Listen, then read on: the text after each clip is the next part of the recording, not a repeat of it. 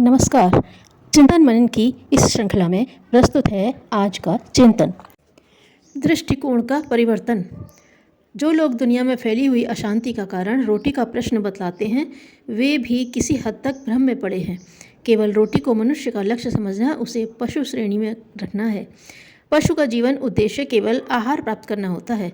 वह इससे ऊंची किसी बात को समझता ही नहीं, पर मनुष्य की विशेषता उसका ज्ञान और विवेक है। इसी के द्वारा वह अनेक मार्गों में से सर्वश्रेष्ठ मार्ग को चुन सकता है। जीवन धारण के लिए रोटी भी अनिवार्य तो है, पर जीवन में अनेक वस्तुएं उससे भी बड़ी हैं। उदाहरण के लिए उच्च मनोवृत्ति के व्यक्ति स्वाभिमान तथा धर्म रक्षा के लिए अवसर पड़ने पर रोटी के प्रश्न की उपेक्षा कर देते हैं और अनेक बार उनको इस कार्य में अपने प्राण भी गंवा देने पड़ते हैं। हम मानते हैं कि उपयुक्त उदाहरण किसी विशेष परिस्थिति और विशेष व्यक्तियों के लिए ही हैं। साधारण व्यक्ति भूखा रहकर अथवा कोई हानि सहन करके आध्यात्मिकता का अनुयायी नहीं बन सकता।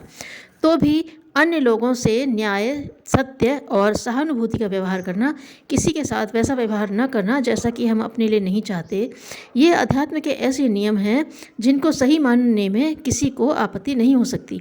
व्यक्ति का हित, समाज का हित, संसार का हित इसी पर निर्भर है। यह कोई ज़रूरी बात नहीं कि हम सब लोग अपना धर्म, जातीयता, भाषा, पहनावा छोड़कर एक से बन जाएं, पर अपनी संस्कृति एवं धर्म की रक्षा करते हुए हमें दूसरों की संस्कृति और धर्म का भी आदर करना चाहिए। कलह या संघर्ष की वृद्धि तब होती है जब मनुष्य दुराग्रह या पक्षपात के कारण उचित को छोड़ अनुचित का समर्थन करता है।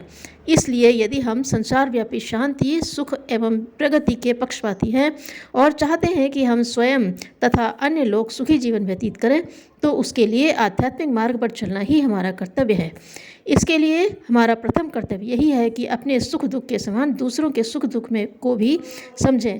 धर्म की दृष्टि से प्राणी मात्र को और विशेषतः सभी मनुष्यों को आत्मीयता के दृष्टिकोण से देखना भी बुराई को मिटाकर भलाई को लाने का प्रमुख उपाय है। धन्यवाद।